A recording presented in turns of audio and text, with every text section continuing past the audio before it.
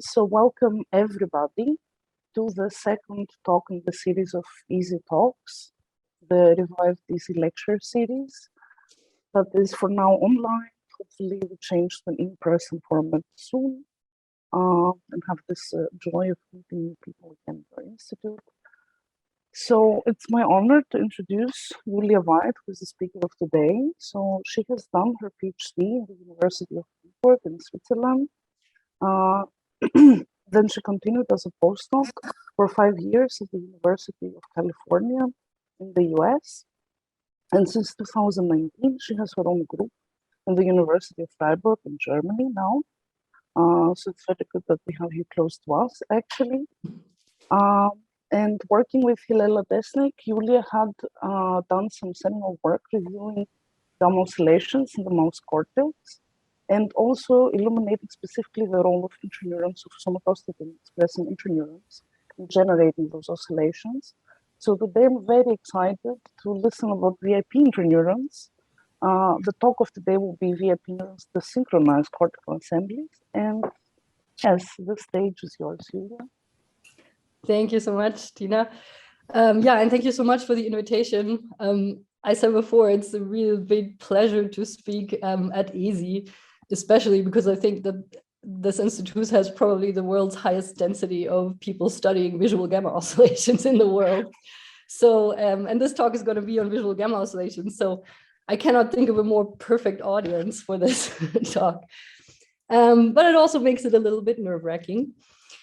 Exactly, as you said, I'm going to talk about VIP neurons and how they influence gamma oscillation power and synchrony across space. I know this is being recorded, but please, if there's any problems, please do stop me and ask questions at any point. I don't know if anybody's monitoring the hand. I don't think you need to worry about the recording. Just go on. Okay. Right. Okay. And then the other thing I still wanted to mention that, yeah, exactly. Even though I started my lab in Freiburg now, the work I'm going to present today is entirely done when I was a postdoc at UC Berkeley in Hilela Desnik's lab. So all the data is from this lab. And even though I know this audience probably does not really need an introduction to gamma oscillations, I have like 2 very quick slides just in case somebody is not familiar. So gamma oscillations are a very ubiquitous rhythm in the brain. They exist in many different species in many different brain regions. They're roughly defined by their frequency range. And they're very interesting because they're also measurable in humans non-invasively, and they tend to correlate with certain cognitive functions such as attention and memory, and also certain diseases present with abnormalities in gamma oscillations, such as schizophrenia or autism, which basically gives you this little window into the brain.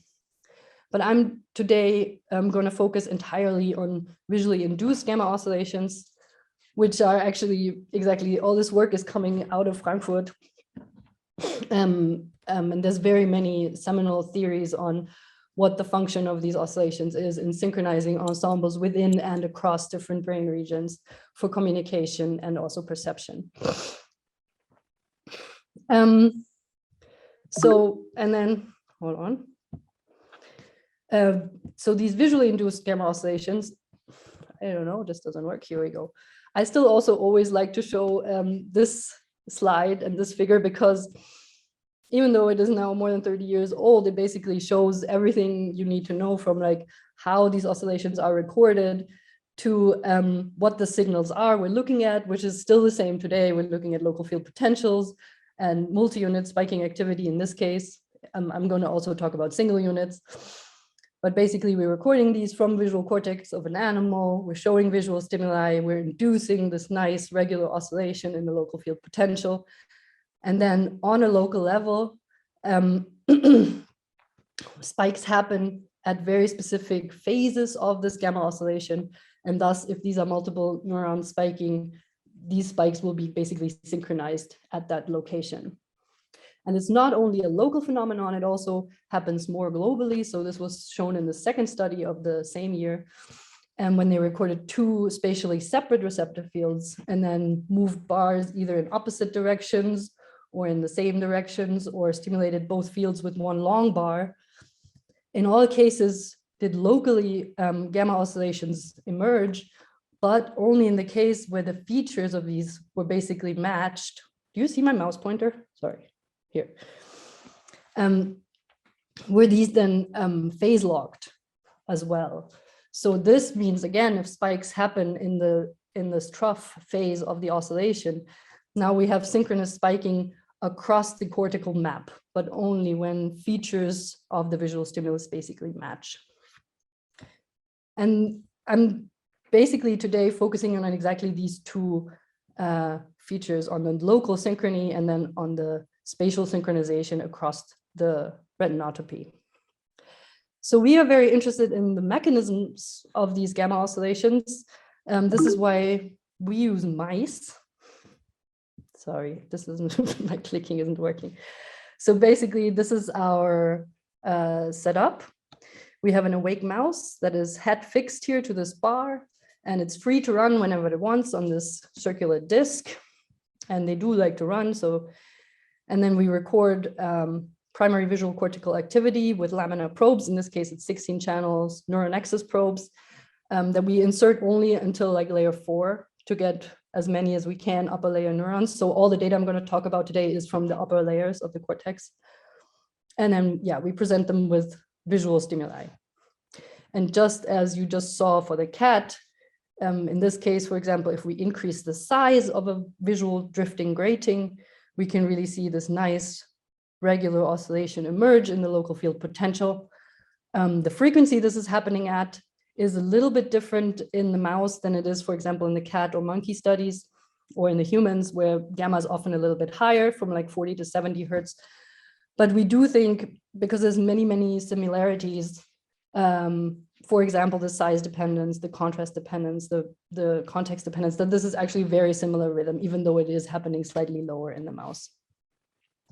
So this is one example mouse here. You can see an average of the size dependence of this gamma for an entire cohort of mice.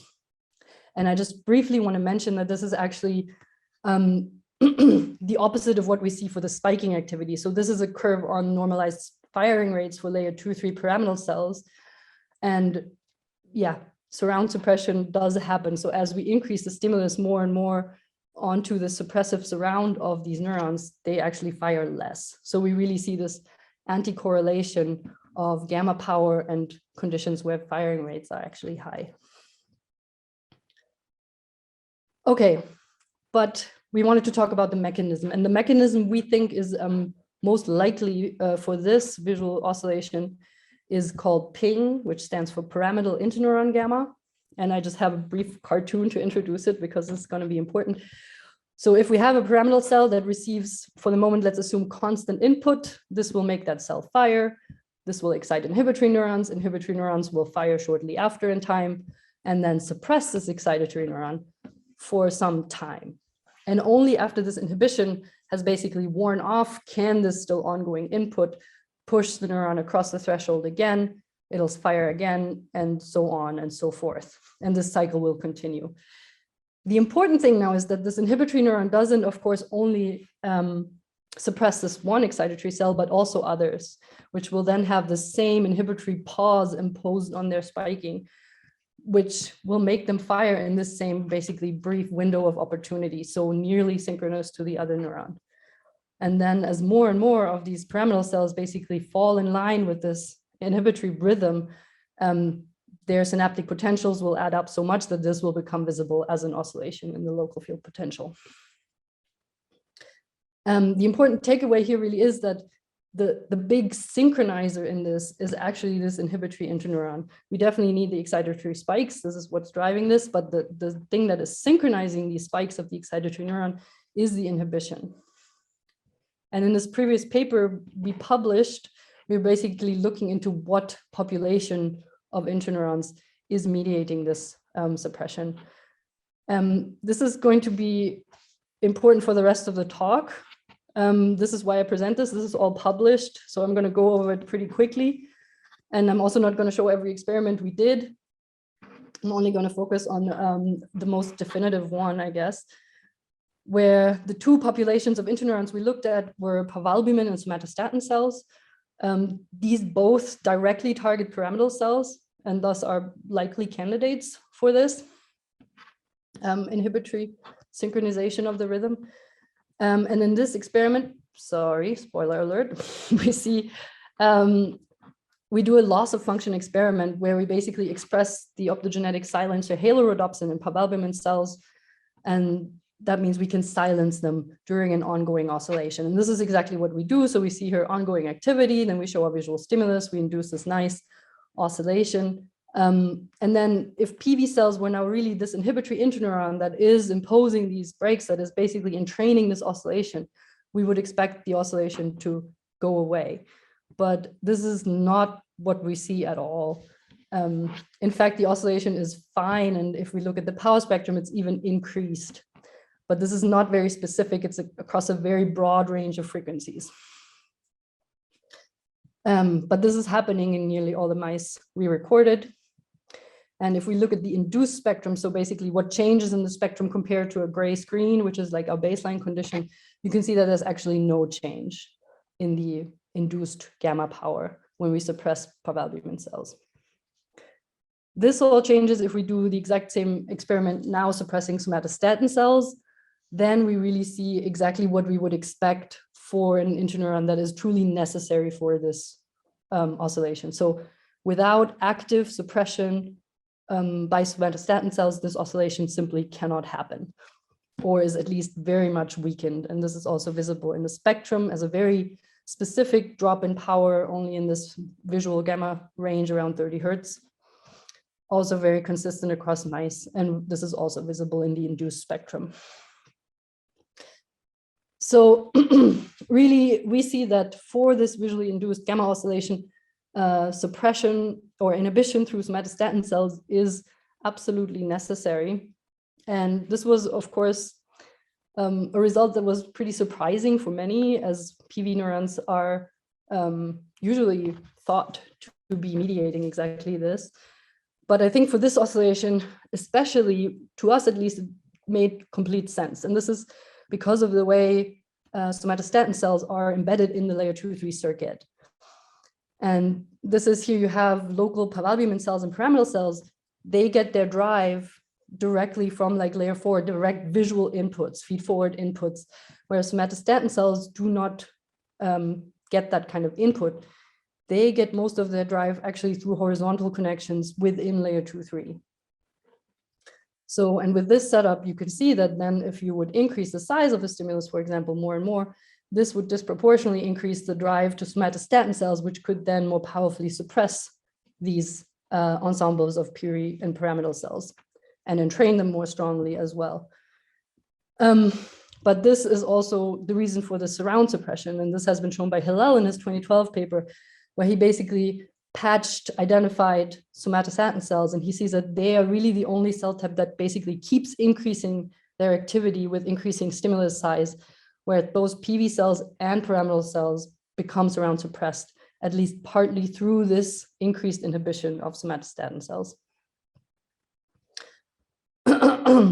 So we think, at least for the size dependence of this rhythm, this made complete sense. But there was one thing we hadn't really understood yet at the end of this last paper, and this was the context dependent of this oscillation. So this is basically what I showed you until now. We show a large grading, we get a beautiful gamma oscillation. But here we now do a manipulation where we leave the size and the contrast of the stimulus the same. We simply change the context by rotating this around. And you can see that this also dramatically impacts gamma power. There's a significant drop, also again specific in the visual gamma range, and it is reduced. Now in this new data I'm going to show you today, we actually showed not only iso and cross, but also many intermediate offset angles between the center and the surround. And you can see that really gamma power basically smoothly declines as we rotate the surround more and more away from the center. But yeah, here the question is really, why is this happening, right? Because if it's all SOM is driven by horizontal connections, there should be ample drive for somatostatin cells to be active and synchronize this in both cases. Because in my electrophysiological experiments, it's really hard to optotag these SOM cells. It's not hard, it's just extremely low yield. So I teamed up with Dan Mossing, who was a grad student in the lab, and he then imaged these cells with GCamp in also the same preparation, so awake running mice. And here you can basically see that really somatostatin cells are a lot more active in the ISO condition than in the cross condition, which could possibly explain this difference here, right? We simply see better synchronization when SOM cells are more active. Exactly, the question is why. So if it's not a lack of drive, we hypothesize that they might be actively inhibited in this case of the cross surround. So we turned our attention to VIP interneurons now, which is this third kind of interneuron. The difference here is that it doesn't directly target pyramidal cells, but it more or less specifically targets somatostatin cells. And indeed, if Dan images VIP cells, you can see that these are a lot more active in the cross condition than in the ISO condition. So that made this hypothesis more or less straightforward, right? The VIP cells are more active for cross, they suppress the SOM cells, we see a weaker gamma rhythm in this case. Okay, so to test this hypothesis, we basically performed the same experiment, except now targeting VIP neurons and expressing halorhodopsin in them so we can suppress them during gamma oscillations. And if we do that, we actually saw what we expected in the cross condition. You can here see this really not very synchronous gamma oscillation in the control condition for the cross. There's a weak gamma. But now if we take out VIP cells, so we disinhibit the SOM cells, boom, we suddenly get this really nice, really big gamma peak in our spectrum. What we didn't expect, however, this is happening for all mice as well. What we didn't expect is that we see the same thing actually also in the ISO condition, where we saw VIP cells are much less active and SOM cells are much more active. So that was a little bit surprising to see. And there's also a really significant increase here as well. So that was not according to hypothesis. So to see whether actually VIP cells now basically are responsible for this tuning, the first thing we did is we looked at the surround modulation index, which is basically measuring the difference between ISO and cross, and saw whether this relative difference is being affected by our modulation of VIP cells. And indeed, it does not. So there's some mice where it goes up, some mice where it goes down. But on average, there's no change in how surround modulated gamma power is. If we look at this across all the different offset angles we recorded, you can here see that we really see a huge increase in gamma power, but across all the different conditions. And if we plot these control versus light conditions, these are really well fit by simply a linear fit, and that is completely in line with the multiplicative gain modulation of these gamma oscillations by VIP interneurons. So this was very surprising. To verify this, we also calculated the optogenetic modulation index, basically now showing again as like a difference over the sum of gamma power in these two conditions. Well, not two conditions, across these 7 conditions. If there's any difference in how modulated by the light these cells are, and indeed there is no difference. It's relatively flat. So we're similarly modulating each of these different offset angles. So really there's no evidence of VIP cells, even though they themselves are very tuned to this offset angle, of their effect basically tuning these gamma oscillations. So that was not what we expected, but this is what we found. It's really very multiplicative. If we now look at the other conditions, so here in the first row, you can see this for size tuning, in the middle row for contrast tuning, in the bottom row is basically what I showed you until now. You can here see the tuning curves. It's all more or less in line with a multiplicative gain change. And the OMI is not really different across conditions, maybe here a little bit for the low contrast. Sorry. Yeah, so basically no evidence of VIP interneurons tuning these gamma oscillations. So to make sure that what we're seeing is also reflected in the spiking activity, we now had a look at single unit spikes. So we calculate the paired phase consistency, which I guess most of you are also familiar with. It's a metric of phase locking of the single spikes to the local field potential. Martin Vink developed it. And what we can see here for this example unit, for example, in the low contrast condition, there's very few spikes, but they also happen relatively random at random phases of the gamma oscillation. Whereas here in the high contrast condition, you can see this exact same neuron is basically has a strong bias now to specific phases of this oscillation, and in particular to these phases close to 180 degrees, which is the trough of the oscillation. And indeed, if we look at this across our layer 2-3 pyramidal cells, you can see that most of the cells actually prefer these phases close shortly before the trough of the oscillation. And this has also been shown for many other gamma oscillations and in many different species. So I think this makes complete sense. Here you can see a scatter plot of the black dots are regular spiking cells. The green dots are fast spiking cells, so putative parvalbumin interneurons. And I'm always plotting the kind of low gamma condition, so the small size, low contrast, or cross stimulus versus the high gamma condition. And you can see that all of these basically increase their phase locking as gamma power increases. So that's in line. And here we can see PPC spectra. So you can really also see that this is really happening exclusively in this visual gamma range. It's maybe a little bit broader for the isocross. And here are the tuning curves for this. So they look also very, very similar to what the gamma power looks like. So this is exactly what we expected. Now, if we turn off VIP neurons, you can see what happens. The first thing here is, again, one unit that is fairly phase locked already in the control condition. What's happening when we turn off VIP cells, the first thing you might notice is that we lose spikes, which actually that makes sense because we are disinhibiting somatostatin cells, which suppress the pyramidal cells. So it's expected that we see less spiking. But the few spikes that do happen, they are now extremely precise and very, very phase locked. And here are the PPC spectra for these conditions. And similarly, the tuning curves of these with the light on top.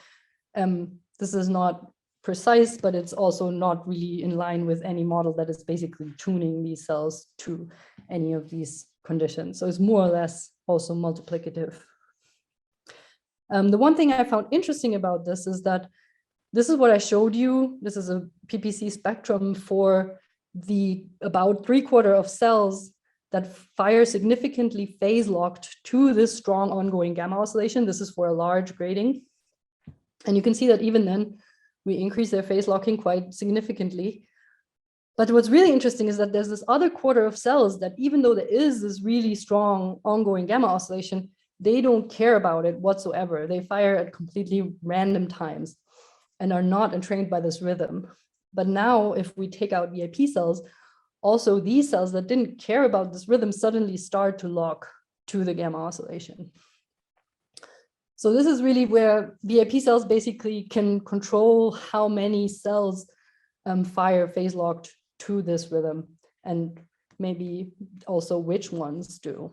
So this was actually one route we kind of pursued for a long time. Didn't come up with much though. The other thing we obviously had to look at was running. So I told you we have the mouse on the wheel. It is running most of the time. So everything I showed you until now is actually from the running condition, simply because we have more trials in that case. But gamma power is really dramatically different between running and non-running conditions. And you can here see that it's actually very much reduced in the case when the animal is running. So this is actually a good candidate for VIP cells because we know from a lot of previous research that VIP cells are very much activated by the locomotive state of the animal. So they're very active when the animal's running.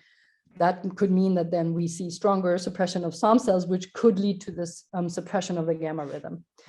So are VIP cells really, are they the reason for this tuning to the running state of the animal? So to look at this, we again looked across the light and no light conditions. And here we basically normalized each curve to its own maximum, so you can see the effect size. And it is really larger in the case where the animal is running, which would make sense if VIP cells are more active. But to quantify a little more, we calculate now the behavioral modulation index. This is now the difference over the sum of the power in non-running and running. And you can see the plots down here. So these are not entirely flat over the stimulus space, but they are, at least for the size and the relative orientation, significantly reduced, meaning we see less of a behavioral modulation of the gamma power when we take out VIP neurons, meaning they are at least responsible for a part of this modulation by brain state of the gamma. So that is through VIP interneurons. Yes, there's a question. Yeah, just it's more like a comment actually. Just a quick point. So there have been these reports before, right? I think from the Stryker lab and from our team, I think that with activity, you get an increase in gamma activity, but this is a different rhythm, right? Just to not. This is a different rhythm. So this is something around 60 hertz or so, whereas Exactly. here your main effect of running is actually a reduction, right? Yes. The main effect of running is a reduction of your 30 hertz gamma, and then with the inhibition, the optogenetic inhibition, you more or less kind of recover it, if you will. Exactly, but differentially in the two conditions, right? So even though when the animal is running, we still see we see a bigger increase. Sorry, that was more.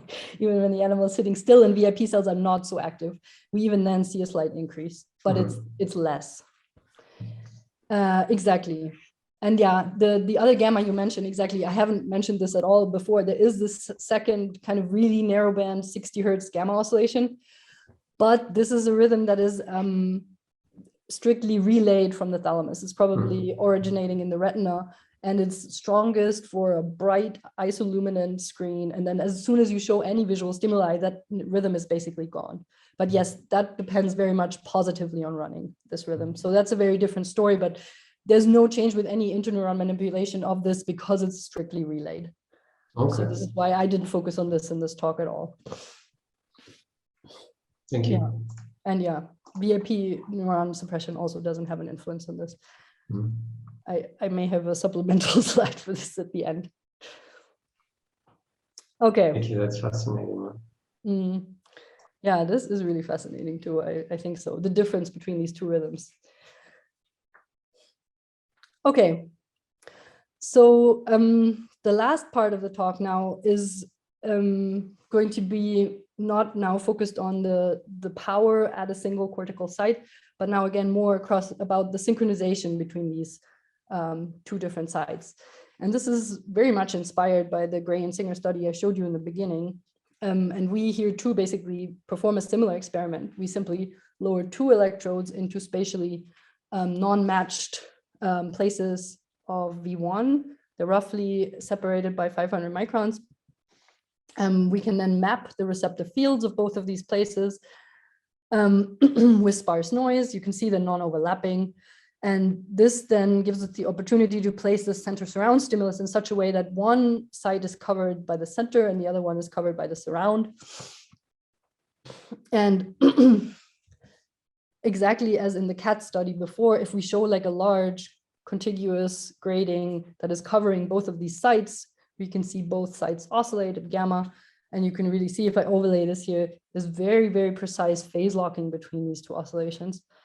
But when I now again rotate the surround away, now mismatching the features between the two receptive fields, you can already see that the power is definitely reduced, but also this phase locking is not as precise.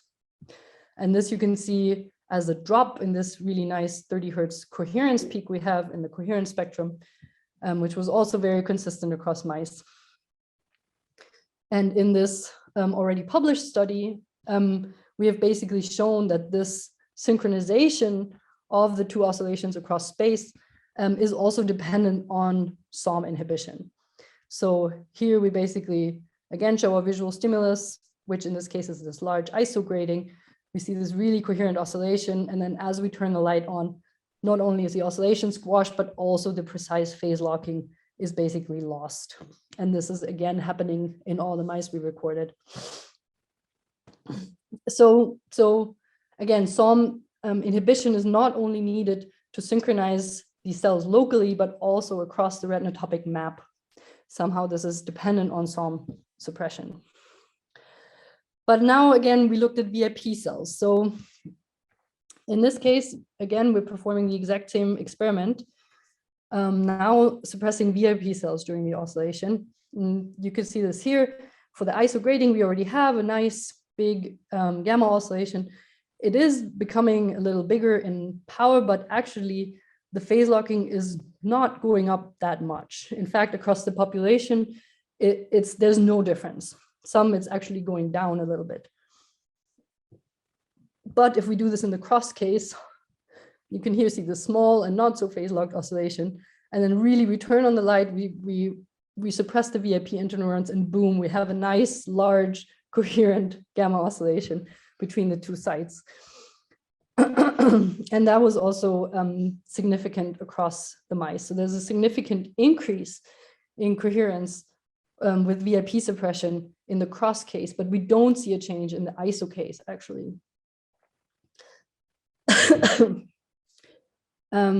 So again, to look at this in the surround modulation index, the same I showed you before for the power. Now here we actually do see a significant reduction in this, meaning now the difference between ISO and cross is actually reduced by shining the light, so by suppressing VIP interneurons. So yeah, this is really interesting. This is basically the result we had expected to see for the power, but after we've seen that the power is more or less just multiplicative gain, we did not really expect there to be this tuning effect now on the coherence, but that seems to be exactly what happens. So again, now looking at all the different offset angles, you can here see the tuning curve. If we plot again the control versus light, and if I fit the individual animals linearly, now we do see a significant y-intercept and a significantly less than 1 slope, meaning this is definitely not in line anymore with multiplicative gain modulation, where there's actually a detuning kind of effect happening. And also if we look at the OMI, there's now a significant correlation of the optogenetic modulation index with the offset angle. So we are actually detuning, if you want, decoherence by suppressing VIP interneurons. So yeah, this basically means VIP neurons in the normal condition basically suppress power of the gamma oscillation proportionally in ISO and cross, but they basically leave the coherence intact in the case where the features match, and only suppress it if the features don't match, which was again surprising, but that's what we found. So to really understand why this is happening or how this could come about in the circuit, we teamed up with Brent Oran's lab, and here especially with Greg Handy, who's a postdoc in the lab, to model this. And this is it's not a simple model, but it is simplified in many ways. I don't claim this captures exactly every single aspect of the data, but it does explain this divergence of power and coherence. So what he basically models 3 different populations of integrated fire neurons, pyramidal cells, parabolic cells, and somatostatin cells. The VIP cells here are actually more only like a bias current to the somatostatin cell population. So they are not themselves tuned, but we can basically perform the optogenetics by varying them up and down. The rest of the cells are hooked up like you would expect. I mean, the details are in the paper. The visual stimulus only arrives to the pyramidal cell population, the parabolic cell population. And then this network basically produces stochastic spiking, which at the population level shows this oscillation, which happens in the gamma range. The dotted line here is actually like a mean field approximation of this, which is very much matching. And so then Greg tried to recapitulate our visual conditions. So this is easy for contrast, where he's basically only regulating the strength of the input, the strength of the visual input. For size, he actually basically clones this model like 3 times in series. And then this would be the large grading, and then a single one is like a small grading. And for the center surround stimuli, which we focused on now a lot, he basically just has 1 second surround model that is hooked up, like you can see here. So the output is only coming from the pyramidal cell population, but it is targeting all the other 3. So pyramidal cells, parvalbumin cells, and somatostatin cells in the other area. And the way he models iso and cross surround is by basically assuming that there is a stronger like-to-like connectivity. So there's simply stronger connection strengths for the iso surround than there is for the cross surround. And yeah, this model can basically recapitulate a lot of the findings we have. Here you can see the anti-correlation of the SOM activity to the VIP activity, which that has been known. And here you can see the pyramidal cells and PV cells are more correlated. We can see that all conditions basically show increases as we suppress VIP neurons. So basically only turn down this bias current to the somatostatin cells.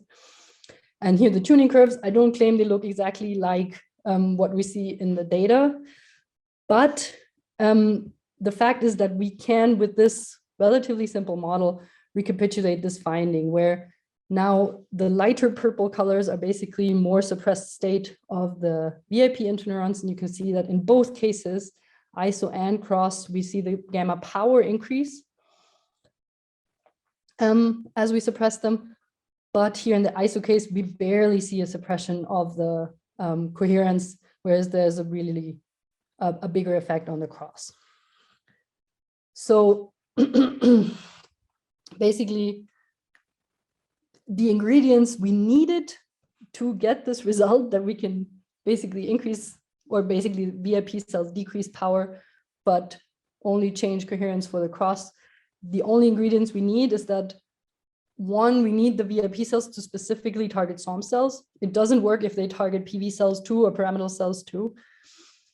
And the other one is this like-to-like connectivity, that we actually have a stronger connection for basically co-tuned columns, which that is a thing that has not yet unequivocally been proven in mice, but it definitely exists in other species. And there's now also more evidence coming to light with all these holographic stimuli that this might also be the case for mice, actually.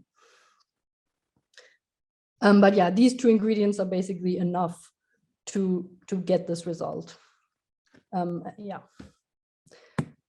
And with this, I'm already at the end. So to summarize, we saw that VIP cells, even though they themselves are very tuned by visual stimuli, that doesn't seem to translate to their effect on gamma oscillations. There, they really seem to only control the gain relatively multiplicatively on the visual gamma oscillations. We saw that they also control the size of the locked ensemble, so how many neurons are actually locking to this stimulus. And we saw that at least part of the brain state modulation of this gamma rhythm is also due to inhibition of VIP cells. And then in the last part, I showed you that also these VIP cells seem to specifically limit the coherence in the case where the features don't match, even though they globally suppress the gamma power. And yeah, this is my conclusion of all of this, because yes, every manipulation we do on VIP cells is basically happening through somatostatin cells, as they are the only population they connect to. So it's really VIPs and SOMs that work together to kind of shape the strength and synchrony of these gamma oscillations across space. And yeah, these people I have to thank, especially Hillel, for all his patience with this, because this has been progressing quite slowly. And Dan for the imaging, and Greg for the modeling. He's in Brent Doran's lab, and funding sources. And thank you so much for your attention. I'm very much looking forward to questions.